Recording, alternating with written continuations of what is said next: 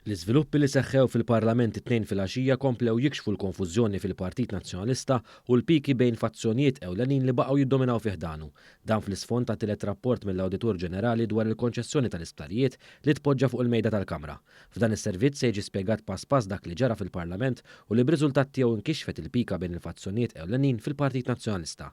It-tnejn filgħaxija kollox beda mal-mument li fih l-Speaker Anġlu Farrugia poġġa fuq il-mejda tal-Kamra ir-rapport tal-Awditur Ġenerali. Ija fuq il-mejda tal-Kamra, rapport maħruġ mill-Uffiċċju Nazzjonali tal-Verifika fl-isem An Audit of Matters Relating to the Concession Awarded to Vitas Global Healthcare by Government Part 3, Steward Healthcare Assumes Control of the Concession, datat Mejju ta' 2023 li ġi preżentat lili tal-ħinilu mill-Awditur Ġenerali llum flimkien ma' verżjoni abrixx tal-istess rapport.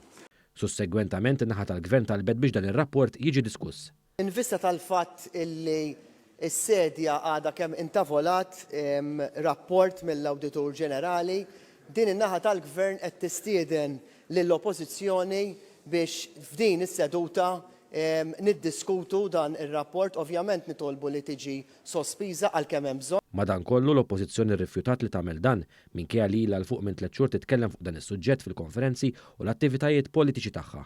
Minkejja dan il-Prim Ministru Robert Abela għamel id-diskors tiegħu dwar dan is-suġġett, b'riżultat li d-deputati u saħansitra l-Kap Nazzjonalista għamlu minn kollox biex iwaqfuh. Mr. Speaker, jekk ħadd tfil il-mikrofon u tħalli l-Prim Ministru jitkellem waħdu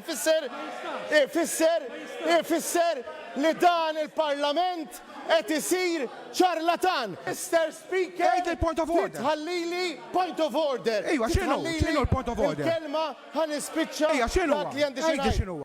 Il-Prim Ministru Robert Abela hawn innota l-inkonsistenza tal-Oppożizzjoni dwar dan is-suġġett. President, jien nimmeravillja ruħi. Kif jekk il-kap tal-Oppożizzjoni huwa daqstant konvint minn dak li qed jgħid, ma jridx jiddibatti. Ara jien tant jien konvint milli qed ngħid. Lejja taw u se niddibatti.